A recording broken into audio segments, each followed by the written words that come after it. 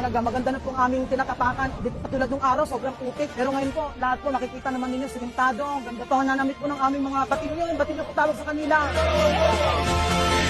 Ibababangka rin ito, magbenta ng wholesale para mabawasan ng transport cost, mabawasan din ng graders. So hopefully makatulong din doon sa pagbaba ng inflation, makatura ng bilhin sa mamamayan Pilipino. Mga DDS, may ganyan kayong tatay nyo. Siyempre, wala. Kay Pogo ang inatupag niya. Imbes magandahin yung mga port ng bansa natin, ang pinaganda ni Duterte, ang mga Pogo Hub. Pinadami niya ang Pogo Hub sa Pilipinas. Yun di puta. Diba? Ang galing ng ating Pangulo. Ito ba yung hindi nagtatrabaho? Sasabihin na naman anong nagawa mga animal kamo. Kung ako sa inyo mga DDS, punta kayo doon. Sarap nyo talaga panghahampasin ng banyera ng isda. Para makita nyo yung katotohanan. Namuhay kasi kayo sa realidad. Hindi yung sa mga hallucination kayo nabubuhay. Diba? Sa mga imagination na laging tinatatak nyo sa sarili nyo na walang nagawa. O sino niloko nyo? Sarili nyo eh. Wala na kayong ibang niloloko kundi mga sarili nyo lang. Kasi alam nyo na may nagagawa pero pilit nyong minamali. At pilit yung hindi pinapaniwalaan. Bakit? Kasi sasama ang loob nyo.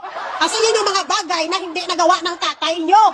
Kaya imbes na pagandahin, taon na rin, gawing moderno, ang mga port ng Pilipinas, ng mga kababayan nating mangingisda, ang ginawa ni Duterte, inuna niya yung mga pugo kung paano dumami. Kung paano dumami ang Pugo Hub sa Pilipinas, na halos punuin niya na ang Luzon sa Pugo Hub. Kaya nga si Roque, sa sobrang kasakiman, ayun, nag-land grab.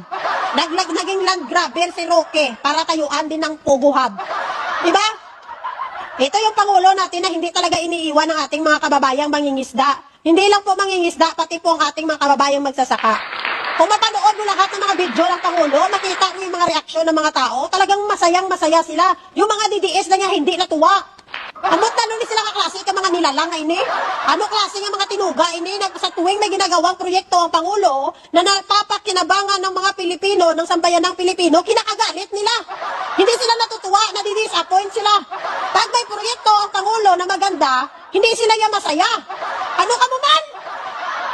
Diba? Imbes na matuwa tayo, ay sila yung galit na galit pa. Pero yung diputa, nagtanim si Sara Duterte ng puno ng kahoy doon, tuwang-tuwa sila. Tuwang-tuwa sila, pumapalakpak sila. Namigay ng lugaw si Sara, tuwang-tuwa din sila. Namigay ng pandesal, tuwang-tuwa sila. Namigay ng kung ano-ano pa, natuwa sila. Pero sa ginagawa ng Pangulo ay ahay, kinakalungkot nila at ikay nasasama ng loob nila. Ano bang meron? Bilang isang Pilipino, dapat masaya tayo sa mga proyekto ng ating gobyerno kung saan maraming mga kababayan natin ang makikinabang. Hindi yun diputa pag may nagawa ang presidente kung ano-ano pang sasabihin nila sa comment section. Ano ka ba? Diba? Hindi namin sinasabing pasalamatan nyo yung Pangulo. Pero bilang isang Pilipino, pinalaki naman tayo na magulang natin na marunong tayong magpasalamat. Oo, tax ng Pilipinas, tax natin ang ginagawa dyan. Pero yung diputa ka, paano magkakaroon ng proyekto, ha? Kung ang tax na sinasabi mo hindi gagamitin. May effort pa rin ang ating mga gobyerno, may effort pa rin silang ginagawa kasi hindi matutuloy ang proyekto. No, kahit magbayad pa tayo ng mga bayad ng tax, kung hindi nila gagawin ang kanilang trabaho, sa tingin mo may proyekto na mangyayari? Siyempre wala. May effort pa rin ang gobyerno, ang Pangulo, may effort pa rin siya kahit anong sabihin ninyo. Hindi kayo sasabihin niya, ay, pera naman ang taong bayan yan, bakit kami magpasalamat? Ay, animal kayo, huwag kayo magpasalamat. Hindi naman kayo sinabihan na magpasalamat kayo. Ang amin lang sana matuwa kayo. Matuwa kayo sa mga bagay na nagagawa at napapakinabangan ng ating mga kababayan. Hindi kayo kinakagalit yung mga animal kamo. Kahit ka sa lugar nyo na mismo tinayo yan eh, mas malungkot pa rin kayo. Ay, nagkainano ka mo. Kahit hindi mo man gusto ang Pangulo, kung may nagawa, nakabutihan, palakpakan! Hindi kayo sasama ang loob ng mga animal kamo. Bintang-binta talaga yung mga lusartan sa mga DDS eh. Diba? Kaya allergy din to, bintang-binta din mga antihistamine sa mga DDS. Diba? So kung maraming mga butika dyan, mabili talaga ang lusartan at mga antihistamine dyan. Kaya mga DDS, pag may nagawang proyekto na maganda ang Pangulo, kinakagalit nila yan. Hina-high blood sila, nalulungkot sila, nadidepress sila, allergy sila. Lahat na lang yan ang kalungkutan sa buhay, ginsalo na nila.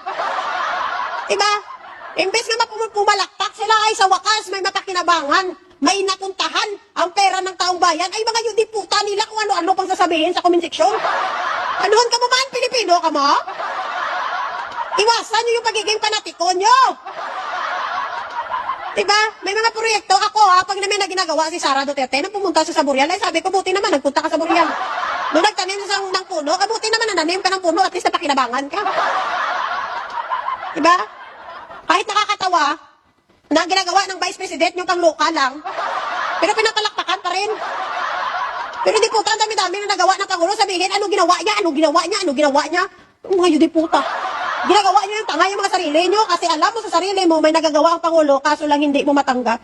Ayaw mong tanggapin ang katotohanan. Bakit? Kasi yung mga bagay na nagawa ng Pangulong Marcos ngayon, yan yung mga bagay na hindi nagawa ng tatay niyong karton. Bar!